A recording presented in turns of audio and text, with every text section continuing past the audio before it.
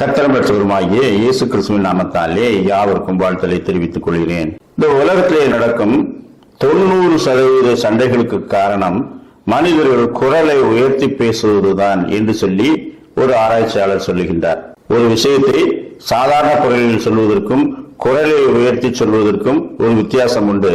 வார்த்தைகளுக்கு ஒரே பொருள்தான் உண்டு. ஆனால் அந்த சத்தத்தை உயர்த்தி சொல்லும் போது அது மற்றவர்களுடைய கோபத்தை தூண்டி சண்டையை உண்டாக்குகிறது. எனவே கோபதாபங்கள் எழும்போது சத்தமாய் பேசுவதை நீங்கள் குறைத்து விட்டாலே சண்டை அடங்கும் என்று சொல்லி அவர் சொல்லுகின்றார். பரிசுத்த வேதாகமத்திலே கோபத்தை குறைத்து விவேகத்தை பேணுவதற்கு சில வழிமுறைகள் சொல்லப்பட்டிருக்கிறது, சில வசனங்கள் சொல்லப்பட்டிருக்கிறது. அவற்றை பார்ப்போம். நீதிமொழிகள் 15ஆம் அதிகாரம் 1ஆம் வசனம், மெதுவான பிரதியுத்தரம் உக்கிரகத்தை மாற்றும், கடும் சொற்களோ கோபத்தை எழுப்பும். 1 பேதுரு 3ஆம் அதிகாரம் 15ஆம் வசனம், உங்களில் இருக்கிற நம்பிக்கையை குறித்து உங்களிடத்தில் விசாரித்து கேட்கிற யாவருக்கும் சாந்தத்தோடும் வணக்கத்தோடும் உத்தரவு சொல்ல எப்பொழுதும் ஆயத்தமாயிருங்கள். 2 தீமோத்தேயு 2ஆம் அதிகாரம் 26ஆம் வசனம், பிசாசானவனுடைய இச்சையின்படி செய்ய அவனால் பிடிக்கப்பட்டிருக்கிற அவர்கள் மறுபடியும் மயக்கம் தெளிந்து அவன் கண்ணிக்கு நீங்களாக்கத்தக்கதாகவும் சாந்தமாய் அவர்களுக்கு உபதேசிக்க வேண்டும். கலாத்தியர் 6:1, சகோதரரே, ஒருவன் யாதொரு குற்றத்தில் அகப்பட்டால் ஆவிக்குரியவர்களாகிய நீங்கள் சாந்தம் உள்ள ஆவியோடு அப்படிப்பட்டவனை சீர்பொருந்த பண்ணுங்கள்.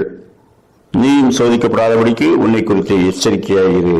நாம் சாந்தத்தோடும் வணக்கத்தோடும் பதில் சொல்ல வேண்டும். மெதுவான பிரதியுத்தரம் உக்கிரகத்தை மாற்றும். அமைதியுள்ள ஆவியோடு நாம் பேச வேண்டும். ஆத்மாக்களை ரட்சிக்க வேண்டும். கோபதாபங்களை கட்டுப்படுத்த மெதுவான பிரதியுத்தரம் சொல்ல வேண்டும். அப்ப சத்தத்தை குறைச்சாலே பாதி சண்டை அடங்கும் என்று சொல்லி அந்த ஆராய்ச்சியாளர் சொல்வது அது வேதாகமத்திலே உறுதிப்படுத்தப்பட்டிருக்கிறது. எனவே சாந்தமுள்ள ஆவியோடு நாம் இருக்கும்படிக்கு கர்த்தர் இந்த நாளிலும் நமக்கு நல்ல கிருபைகளை தந்தருள்வாராக. ஆமேன். ஜெபம் செய்வோம். இரக்கமுள்ள பிதாவே, மெதுவான பிரதியுத்தரம் உக்கிரகத்தை மாற்றும். உக்கிரகத்தை மாற்றும்படிக்கு நாங்கள் சாந்தமுள்ள வார்த்தைகள், மிருதுவான வார்த்தைகள், சத்தத்தை குறைத்து பேசும் வார்த்தைகளை சொல்லி சண்டைகளுக்கு விலகி காக்கப்பட எங்களுக்கு நல்ல கிருபைகளை தாரும். இந்த நாளிலும் எங்களை நாங்களே கட்டுப்படுத்தி உமக்கு கீழ்ப்படிந்தவர்களாய் வாழ எங்களுக்கு நல்ல இரக்கத்தை கட்டளையிட வேண்டும் என்று கர்த்தரும் இரட்சகருமாய் இயேசு கிறிஸ்து மூலமாய் வேண்டுகிறோம் சாமி. ஆமேன்.